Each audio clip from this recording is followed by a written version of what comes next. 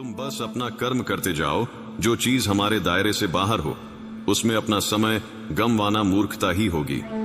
जब प्यार और नफरत दोनों ही ना हो तो हर चीज साफ और स्पष्ट हो जाती है। जीवन ठहराव और गति के बीच का संतुलन है। जब मैं कहता हूं कि आप देवी देवता हैं तो मेरा मतलब है कि आप में अनंत संभावनाएं हैं।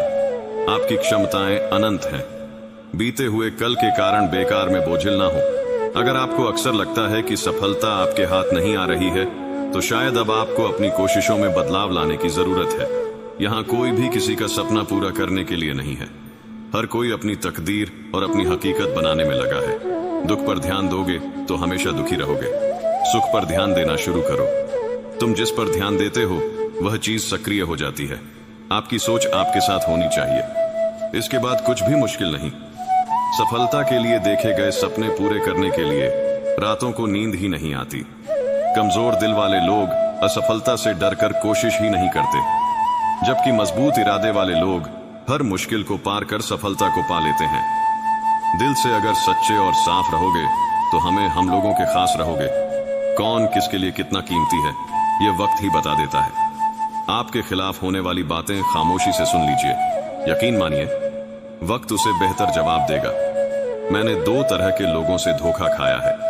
एक जो मेरे अपने थे और दूसरी वह जो मेरे बहुत ही ज्यादा अपने थे। जीवन में अगर सबसे मूल्यवान कुछ है तो वह है आत्मसम्मान। ऐसा दिन कभी मत लाना मालिक कि मुझे खुद पर गुरूर हो जाए। रखना मुझे इस तरह सबके दिलों में कि हर कोई दुआ देने को मजबूर हो जाए। वक्त जैसा बनो। कभी यह सोचकर मत रुकना कि लोग क्या कहेंगे। लोग तो पहले दिन हंसेंगे, दूसरे दिन मजाक बनाएंगे और तीसरे दिन ही भूल जाएंगे। इसीलिए लोगों की परवाह मत करना। वही जो सही हो, उचित हो, जो तुम चाहते हो, जिससे तुम खुश हो। यह जिंदगी तुम्हारी है, लोगों की नहीं। मित्रों, जीवन में कामयाब होने के लिए अच्छे मित्रों की जरूरत होती है, परंतु ज्यादा कामयाब होने के लिए अच्छे शत्रुओं की जरूरत होती है। हमेशा चुनौतियों को स्वीकार करना चाहिए, इससे सफलता मिलेगी। या तो शिक्षा अगर नियत अच्छी होती है तो नसीब कभी भी बुरा नहीं होता। भले ही आप इस दुनिया में अकेले आए हो, परंतु जाने के बाद दुनिया में अपने विचार और बुद्धि तो देकर जा सकते हैं। सफल बनने के लिए सबकी सुनने की आदत होनी चाहिए, परंतु करना वही चाहिए जो अपने मन को बेहतर लगे। कुछ लोग केवल सफल होने के सपने देखते हैं, जबकि अन्य लोग जग जाते हैं और इसके लिए कठिन मेहनत करते हैं। ईमानदारी की कमाई इंसान खाता है और बेईमानी की कमाई इंसान को खा जाती है। ऐसा बहुत कम होता है कि जल्दबाजी में इंसान नुकसान ना उठाए, और ऐसा हो ही नहीं सकता कि सब्र करने वाला नाकाम हो जाए।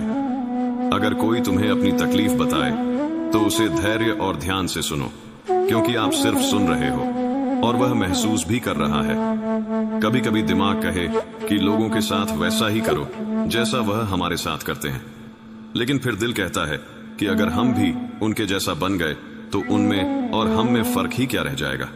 सिर्फ धन नहीं, दुआ भी कमाना सीखो।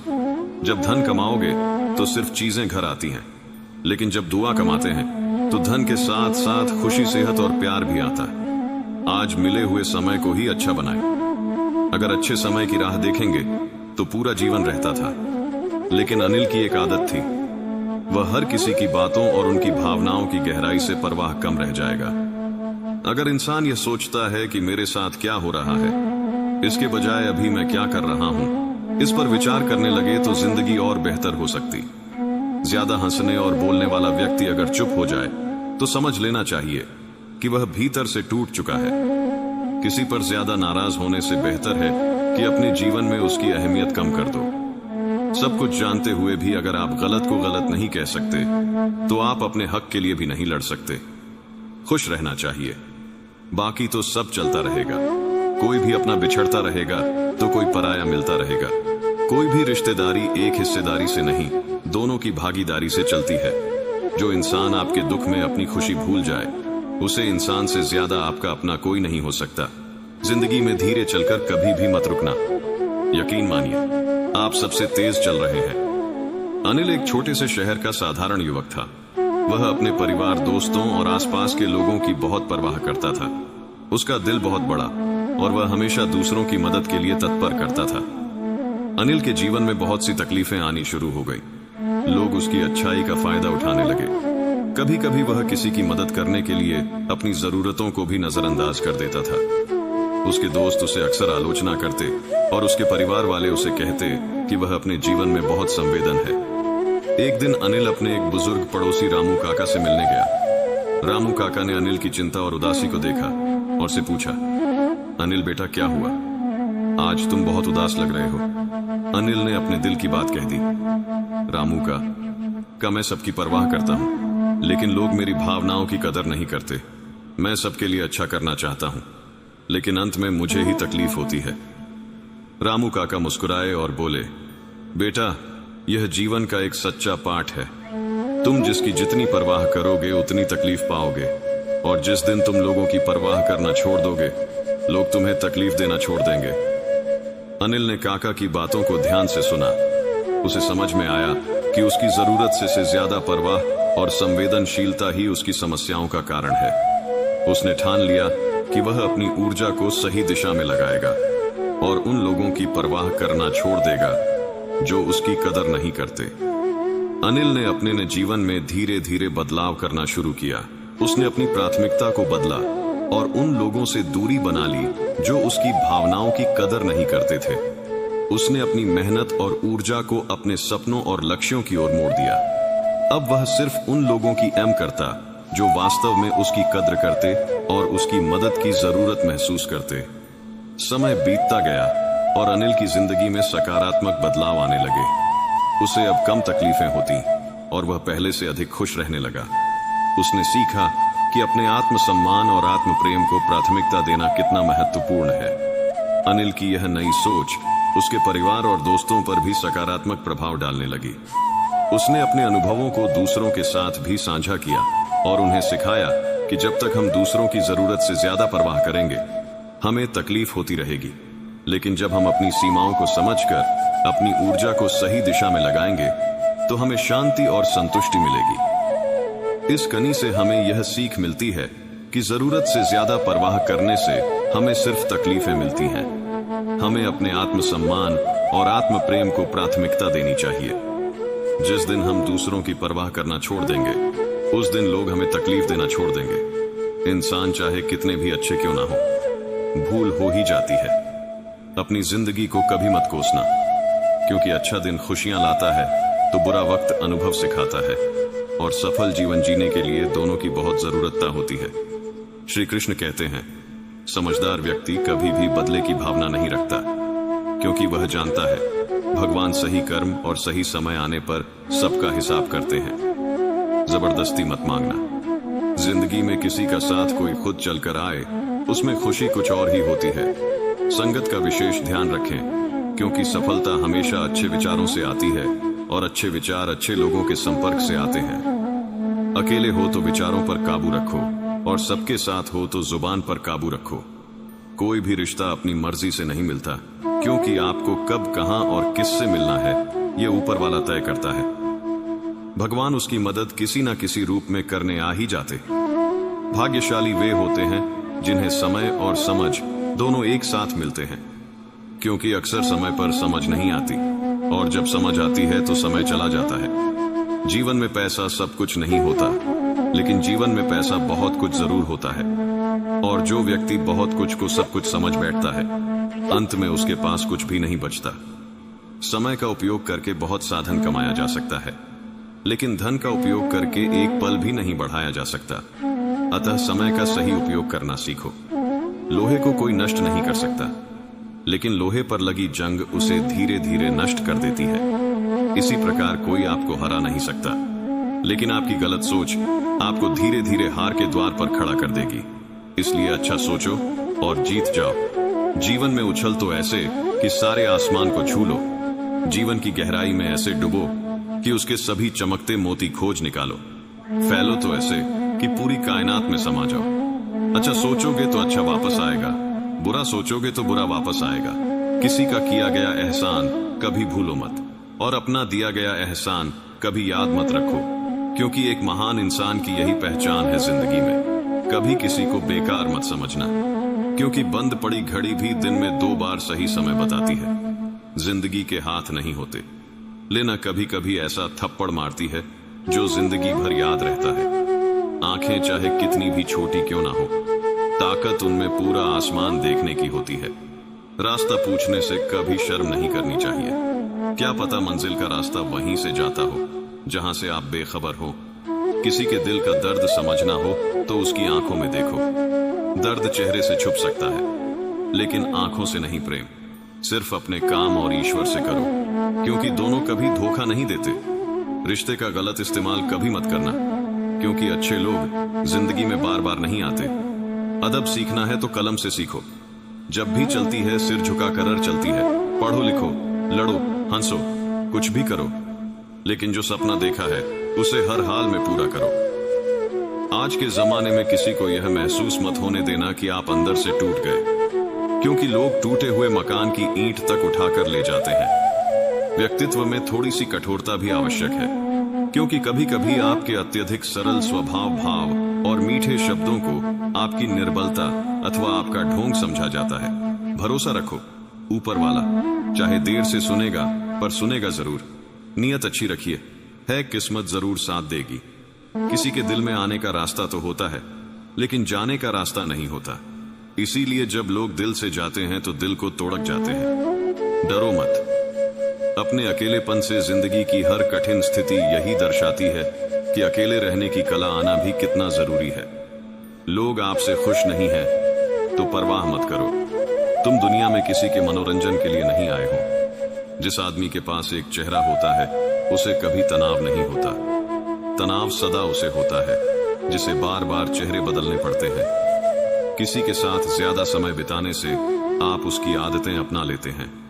इसलिए सोच समझकर लोगों के साथ वक्त बिताया कीजिए।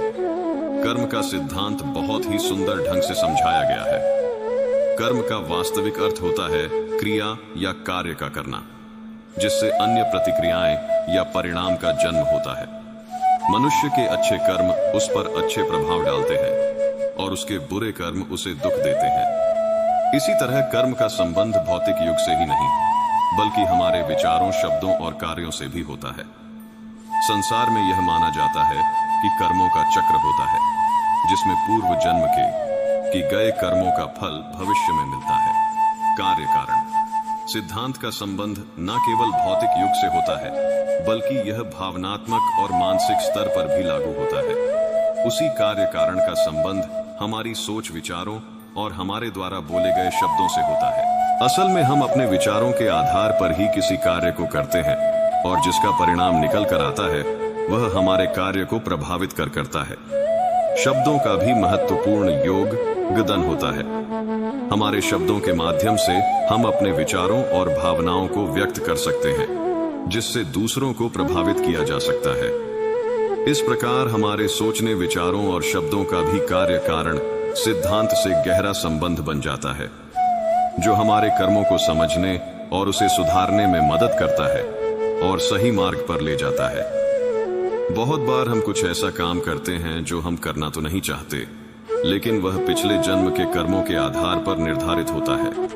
यही कारण है कि वह कार्य किसी न किसी माध्यम से अंततः पूरा हो ही जाता है। जैसे ही पूर्व जन्म का चक्र समाप्त होता है, तो कुछ मनुष्यों को उसी समय मोक्ष मिल जाता है। जो कदर ना करे उससे दोबारा मत मिलो। किसी की सलाह से रास्ते जरूर मिलते हैं, पर मंजिल तो खुद की मेहनत से ही मिलती है। शक्तिशाली होकर भी क्षमा करने वाले और दरिद्र होकर भी दान करने वाले सदैव भगवान के प्रिय होते हैं। किसी भी व्यक्ति को ज्यादा सुधारना चाहोगे तो आपका दुश्मन बन जाएगा। क्या लेकर आए हो और क्या लेकर जाओगे? यह जीवन 2 दिन का मेला है। एक दिन सब यहीं छोड़कर जाओगे। समझदार व्यक्ति कभी बदले की भावना नहीं रखता, क्योंकि वह जानता है भगवान सही कर्म और सही समय आने पर सबका हिसाब करते हैं। अपने काम को पहले प्राथमिकता दें और पहले अपने काम को पूरा करने की कोशिश करें, तभी दूसरे का काम करें। क्योंकि जो लोग पहले अपने काम को नहीं करते और दूसरे का काम करते रहते हैं, वे लोग अक्सर परेशान रहते हैं। मनुष्य अपने हृदय से जो दान कर सकता है वह अपने हाथों से नहीं कर सकता, और मौन रहकर जो कुछ वह कह सकता है वह शब्दों से नहीं कह सकता। जो चीजें हमारे दायरे से बाहर हो उनमें समय घमनाक ही होगी। किसी भी व्यक्ति को ना तो समय से पहले और ना ही भाग्य से अधिक कुछ मिलता है, लेकिन उसे पाने के लिए सदैव प्रयत्नशील रहना चाहिए। जो मनुष्य मेरे पर मन लगाते हैं, मेरी भक्ति करते हैं, मैं उनको वह सब कुछ प्रदान करता हूं जो उनके पास नहीं है, और जो उनके पास है मैं उनकी रक्षा भी करता हूं। इसलिए यह बहुत जरूरी है कि हम अपने बुरे वक्त में परमात्मा पर भरोसा रखें। आत्मा का मतलब यहाँ सबसे बड़ा सच है, और जो सत्य को समझता है सत्य में ही खुश होकर में ही रहता है। उसके लिए कोई कर्तव्य नहीं है, लेकिन ऐसा कोई लाखों करोड़ों में एक होता है, उस महापुरुष का। इस विश्व में ना तो कर्म करने से कोई प्रयोजन रहता है, और न कर्मों के न करने से ही कोई प्रयोजन रहता है, तथा संपूर्ण प्राणियों में इसका स्वार्थ से कोई संबंध नहीं रहता। कहने का सीधा मतलब यह है कि जिसे परमात्मा मिल चुका है वह कोई और दूसरा कर्म क्यों करे। जो ज्ञानी है, जिन्हें ईश्वर की सच्ची मालूम हो चुकी है, उनकी जिम्मेदारी बन चुकी है कि उनके काम करने के तरीके से कहीं किसी और के मन में काम करने के प्रति अश्राद्धाजनों के लिए यह जरूरी है कि वह ऐसा उदाहरण सामने रखें जिससे हर कोई अपना कर्म, अपना कर्तव्य करने के लिए प्रेरित हो। तामसिक गुण वाले व्यक्ति आलस्य या नींद इसी प्रकार के कर्म करते हैं। राजसिक गुण वाले बात बात पर शौर्य या बहादुरी दिखाने का काम करते हैं, लेकिन ज्ञानी मनुष्य जानते हैं उसके गुण ही उसे कर्म करवा रहे हैं। और जो ज्ञानी नहीं होते वह समझते हैं कि सब कुछ वही कर रहे हैं। यदि आप चाहते हैं कि आपके जीवन में आपके साथ केवल अच्छी चीज ही हो, तो दूसरों के लिए अच्छा सोचना शुरू कर दीजिए, क्योंकि यदि आप दूसरों के लिए अच्छी चीजें सोचते हैं तो वही अच्छी चीजें वापस से जीवन में भी आपको मिलती है। ऐसा क्यों? तो ऐसा इसलिए कि आप क्या हैं, इससे आपका मूल्य निर्धारित नहीं होती, बल्कि आपका मूल्य इससे निर्धारित होती है कि आप क्या बनने में सक्षम हैं। बहते हुए पानी को अगर अपनी मुट्ठी में करना चाहोगे तो वह छूट जाएगा। उसे केवल बहने दीजिए तो आप देखेंगे कि वह अपना रास्ता खुद ही बना लेता है। कभी कभी जब आप अपनी परिस्थिति को समझ नहीं पाते हैं कि आखिर यह क्यों हुआ है, कैसे हुआ है और किस लिए हुआ है, तो आपको उस वक्त अपने मन को शांत रखना है और अपने जीवन में होने वाली हर चीज का निरीक्षण करना है। तो आपकी समय आने पर आपका जीवन अपना मार्ग खुद ही बना लेगा। आपको हमेशा कुछ ना कुछ सीखते रहना चाहिए और साथ ही आत्मचिंतन और मनन करना चाहिए, क्योंकि भगवान जब आपके लिए सफलता के दरवाजे खोलते हैं तो फिर खुशियों का नया दौर शुरू हो जाता है। इस संसार में केवल ज्ञान ही एक ऐसा तत्व है जो कभी नष्ट नहीं होता। हर हाल में और किसी भी काल में वह ज्ञान मनुष्य का साथ कभी नहीं छोड़ता। चाहे वह कोई काल हो या कोई भी परिस्थिति, जिस तरह से मौसम बदलता है उसी तरह से जीवन में सुख और दुख का आना जाना लगा रहता है। जो भी खेल आप हार जाते हैं उसे दोबारा तो खेला जा सकता है, लेकिन यदि आप अपने मन से ही हार जाते हैं तो उसे जीता नहीं जा सकता। जीवन यापन के लिए आवश्यक सभी चीजें भगवान ने हमें पहले से ही दे रखी हैं, लेकिन जो लोग आलसी और कामचोर होते हैं वह उन चीजों को हासिल नहीं कर पाते। भगवान ने लोगों को असीमित शक्ति, बुद्धि और पुरुषार्थ दे रखा है, जिसका उपयोग कर वह क्या नहीं हासिल कर सकता। यदि आप चाहते हैं कि आप हर स्थिति में सकारात्मक बने रहे, तो आप खुद से सवाल करें कि क्या आप मानसिक रूप से हर स्थिति में सकारात्मक बने रह पाते हैं। जब कभी परिस्थितियां आपकी विपरीत हों, तब एक लंबी और गहरी सांस लीजिए। इससे होगा कि आपका सारा ध्यान आसपास की बुरी बातों से हटकर सांसों पर केंद्रित हो जाएगा। आपको खाली नहीं बैठे रहना है, आपको अपनी पसंद का कोई भी कर्म करते रहना चाहिए, क्योंकि जिनका दिमाग खाली होता है वह दिमाग शैतान का घर हो जाता है।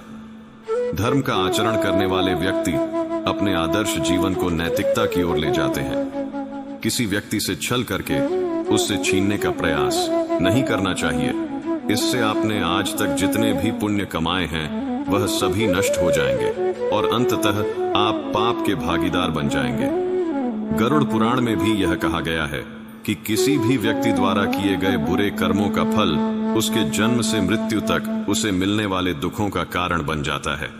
हमारे द्वारा किया गया कोई भी कर्म अच्छे कर्म की गिनती में कब आता है, इसके लिए हमें यह ध्यान देने की आवश्यकता है कि किसी भी कर्म का अच्छा बनने के लिए उसका सबसे पहला पड़ाव क्या था।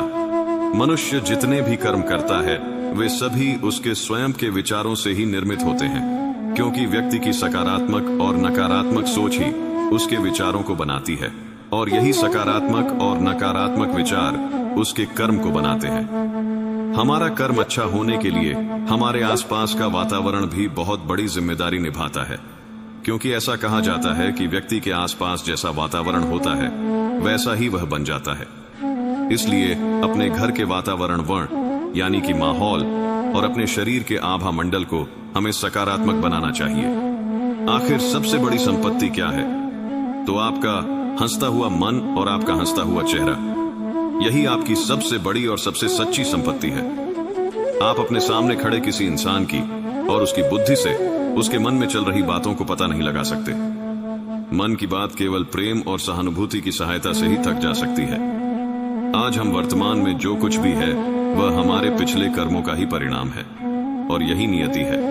हम जो भी बनना चाहते हैं या जिस भी क्षेत्र में हम आगे बढ़ना चाहते हैं, उसमें हमारे पुरुषार्थ की अहम भूमिका होती है। ईश्वर ने आपको अनुकूल और प्रतिकूल वातावरण दोनों ही दिया है। यह आप पर निर्भर करता है कि आप अपनी बुद्धि का किस तरह से इस्तेमाल करते हैं ताकि उन परिस्थितियों से निपटा जा सके। टुकड़ों में उसकी काबिलियत कभी नहीं बदलती, इसलिए हमें अपने मूल व्यवहार को कभी बदलना नहीं चाहिए, चाहे कैसी भी परिस्थिति क्यों ना हो। जब हालात हमारे नियंत्रण से बाहर हो जाएं, तो यदि आप अपनी मन की स्थिति को बदलते तो सब कुछ नहीं, लेकिन बहुत कुछ आपके वश में हो जाता है। कभी कभी ऐसा भी होता है कि समुद्र के शांत होने की प्रतीक्षा करने का समय ही नहीं होता। उसी तरह यदि आपको अपने लक्ष्य तक पहुंचना है तो अपनी यात्रा को अतिशीघ्र शुरू करना ही होगा, और तूफान अपना रास्ता खुद ही बना लेगा। आपको अपना ज्यादा से ज्यादा समय उन्हीं के साथ बिताना चाहिए जो आपको खुश रखने में आपकी मदद करते हैं। जब जीवन में अच्छे समय नहीं चल रहे होते हैं, तब शांत रहकर स्थिति का सामना करना चाहिए। आपके मन में अशांति तभी आती है जब आपकी इच्छा के अनुसार आपको फल नहीं मिलते और आपके हिसाब से कुछ भी नहीं होता। तब हमें समझ आ जाता है कि जीवन हमेशा हमारी इच्छाओं के अनुसार नहीं चलने वाला, तो हमें परिस्थितियों को स्वीकार करने की क्षमता विकसित हो जाती है। कई बार हम अन्य लोगों से कुछ ज्यादा ही उम्मीदें लगा बैठते हैं, और जब वह उम्मीदें पूरी नहीं होती हैं तो हमें बहुत दुख होता है। जब हम अपने मन को शांत कर लेते हैं तो हम जीवन के अधिकांश पहलुओं को समझने और स्वीकार करने में समर्थ हो जाते हैं, और हम अपने मन से मजबूत और सकारात्मक बन पाते हैं। जब कोई कठिन परिस्थिति आती है, तभी हमें अपने दिमाग को शांत रखने की आवश्यकता होती है। ऐसा इसलिए क्योंकि उस वक्त हमारे चारों ओर का माहौल हमारे सोच से विपरीत होता है। इसे समझने के लिए आप स्वयं विचार कीजिए कि अगर अचानक से कहीं पर आग लग जाती है तो आप उस वक्त क्या करेंगे और उस आग को कैसे बुझाए? तो आपका उत्तर होगा कि ऐसी परिस्थितियों के लिए तो हमें पहले से ही इंतजाम करके रखना चाहिए। तो आपका कहना सही है। वैसे भी सभी जगहों पर ऐसी विकट परिस्थितियों से निपटने के लिए पहले से ही कुछ न कुछ व्यवस्था कर रखा होता है। शायद यह बात आपको अजीब लग सकती है, लेकिन आपके प्रश्नों का उत्तर इसी में छुपा है कि जब आग लगती है तो आप अचानक से कुआं नहीं खोद सकते हैं। जब हमारे जीवन में कोई मुश्किल हालात या कठिन परिस्थिति आ जाती है तो अचानक से हम अपने मन को शांत नहीं कर पाते हैं। चाहे आप कितने भी मोटिवेशनल स्पीच सुन लें या देख लें या भक्ति भजन ही क्यों ना कर ले, मन आपका शांत नहीं हो पाता है। इसलिए यदि आपने पहले से ही अपने मन को हर स्थिति में शांत रखने की ट्रेनिंग दे रखी होती है, या आपने पहले से ही अपनी सोच को सकारात्मक और आध्यात्म की ओर ले गए हुए होते हैं और ईश्वर के प्रति सच्ची भक्ति में अपने मन को लगा लिया होता है, अपने मन की तीव्र गति को अपने ध्यान के माध्यम से साधा हुआ होता है, या पहले से ही अपनी संगति अच्छे लोगों के साथ की हुई होती है, तभी आप अपनी मुश्किल हालातों में अपने मन को शांत रख पाते हैं। नहीं तो वही कहावत फिर से लागू हो जाएगी कि आग लगने पर कुआं नहीं खोदा जाता। इसलिए यदि आप शारीरिक और मानसिक से उत्तम है तो आप कठिन परिस्थितियों में भी अपने मन को शांति मार्ग में ले जा पाते हैं। वही लोग जो कठिन परिस्थितियों में भी केवल अपने हाथ पर हाथ धरे बैठे रह जाते हैं, वे अपने मन को शांत नहीं रख पाते, और यही कारण है कि वे अपनी स्थिति को भी बदल नहीं सकते। मनुष्य अपने शांत मन के जितना करीब जाता है, वह अपने मन को उतना ही मजबूत बना पाता है। मन को आप पानी की तरह समझिए, क्योंकि जब पानी अशांत होता है तो उसमें से कुछ भी देखना मुश्किल हो जाता है। बिल्कुल उसी तरह जब आपका मन अशांत रहेगा तो आपको सही गलत साफ साफ दिखना बंद हो जाएगा, और जब आपका मन शांत हो जाएगा तो आपको सच और झूठ साफ साफ दिखने लगेंगे। शास्त्रों में इस बात का उल्लेख है। हम आशा करते हैं कि आपने इस वीडियो से कुछ ना कुछ